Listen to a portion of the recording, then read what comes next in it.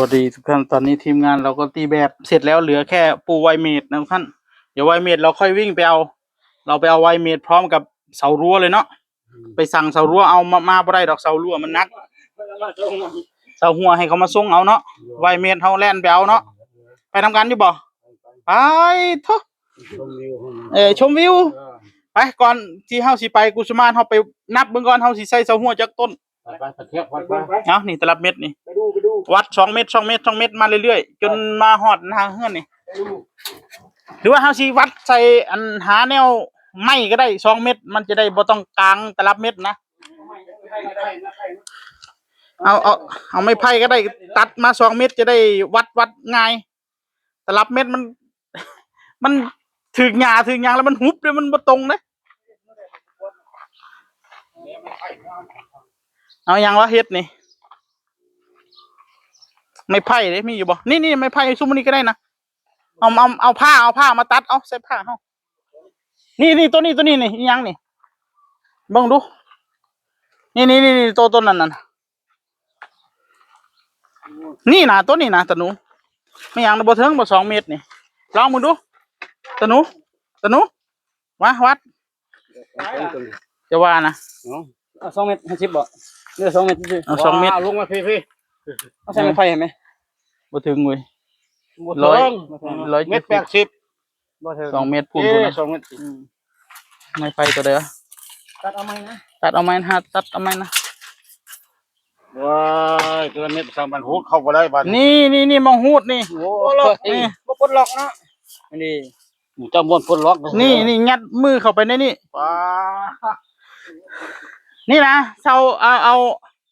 อันนี้ก็ได้นะนั่นแหละน่าสิได้อยู่นะ2 เมตรถึงอยู่บ่ถึงเลยเนาะสายตาเนาะนี่เอาตัวข้างล่างนะเอาตัวข้างล่างนะนี่ตัวนี้นี่โอ้ยหักตั้มบ่ได้อีกจังได๋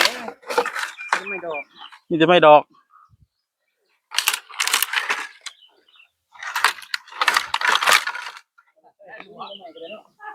อึดยากขนาดเนาะไปหาเบิ่งดูตะหนูเดี๋ยวเราก็จะเอาไม้ตัวนี้เป็นแบบนะท่านมาตลับเม็ดน้ำตะหนูไปงั้นโหดูมงข้อนี่พอดีเลย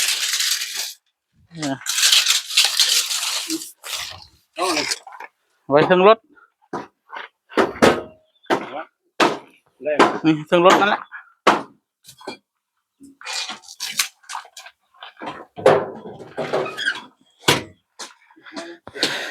เดี๋ยวเราจะไปวัดนับดูว่าต้องใช้เสารั้วกี่ต้นนะท่านไปวันนี้นับแต่พุ่นมาได้ส่วนผู้บ่แต่เสาปูนมันออกไปพุ่นละตั้งใส่ไปตั้งแต่พุ่นละตั้งแต่จุกับมูมันพุ่นละไปนอกใส่เมืองนอกบ่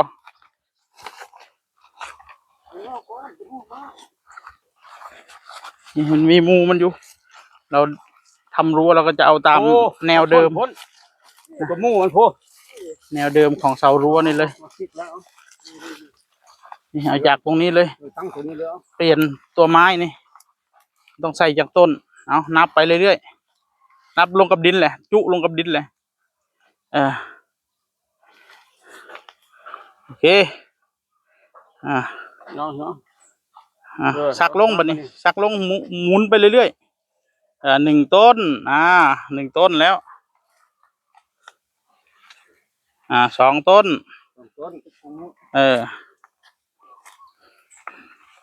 3 ต้น34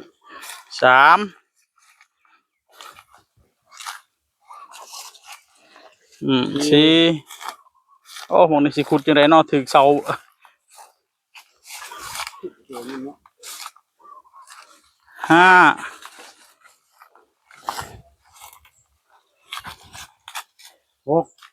6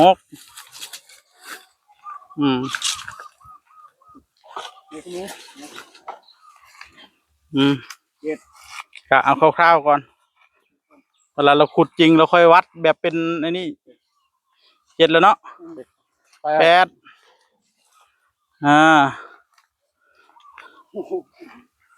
จิ้มตากันเด้ เก้า โอ้ใบกะเพราได้เนี่ยเนาะ 10สิเกินงบปะเนาะ11 11 2 3 4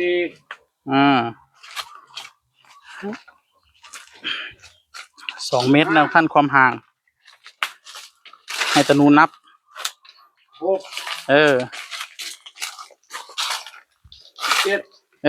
7 ดีมาก 8 8บ่ 9 9บ่ 20 20 20ไปแล้วฮะ21 21 22 22ใบเลย 3 24 เลี้ยวมาพี่บัดนี้ 24เอาเสียเรื่อง25 26 27 27เว้นไว้ก่อนบัดนี้เอาซ้ำนี้ 27 ประตูทางเข้านี่27แล้วเอามาปัดมาพี่บัดนี้อย่าพาวัดนี่มาพี่27นั่นเอากินเนาะเริ่มแต่พี่แหละนี่ไปต่อพุ่นบัดนี้27อันนี้28ต้นนี้28ตัวนี้28 29 30โอ้เกินงบเว้ย30ต้น31 31 32 33 33 34 34 35 36 36 37 37 38พอ 38เนาะพอแล้ว ทางเข้า โอ้นี่แหละเนาะเฮาต้องเว้นมาพี่แล้วเนาะหลังเสาไฟฟ้าแหละนาชีประมาณเฮาเฮ็ดอันนั้นบ่ได้เดี๋ยวรถชนนี่ได้เนาะ38บ่38ตรงมุมมันต้องเอาค้ำน้ำเอาไว้เฮ็ดค้ำน้ำแม่นเขาต้องเพื่อไว้น้ำตัวนี้ตัวนึงแม่นค้ำ38เนาะ38 39 40 41 42 43 44 45 43ก็พอแล้วล่ะ43 44ซะเนาะแค่รักเขาบ้านมากนะเอาเท่าไหร่44บ่44อ่ะ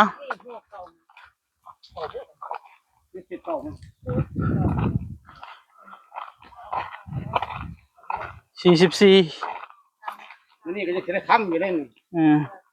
ต้นนึงนี่44เนาะเอาเป็น44ต้นนะอันนี้รักแดนนี่เนี่ยรักจบ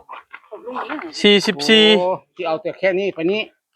เอาจุเราเสาไฟฟ้านั่นนะ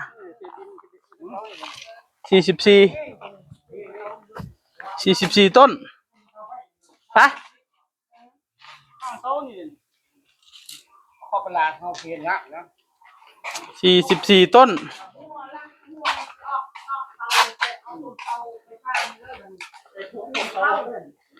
44ต้น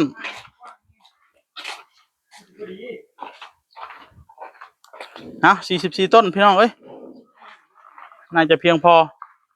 44ต้นเอาไว้ค้ำน้ำเนาะค้ำซ้ายค้ำขวาน้ำเนาะอันบ่ค้ำมันสิย้อนเห็นบ่คือที่เฮ็ดนะมันย้อนเลยอันนั้นเทปูนก็ยังย้อนเวลาเฮาอันนั้นนะเฮาพึ่งรวดน้ำนี่เฮาต้องค้ำมันต้องค้ำโอเคครับทุกท่านฝากไว้เท่านี้เอาอันนี้เรา เข้าไปไว้พุ่น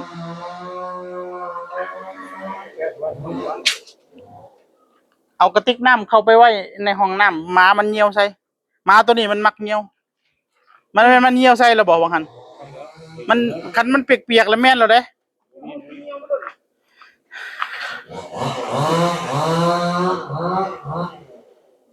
ไปเอาเขาไปในห้องน้ำเทิงอันนั้นนะเดี๋ยวหมามันเหี่ยวใส่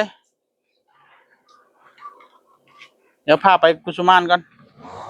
44ต้น 44 โอเค ไล่เข้าแล้วบ่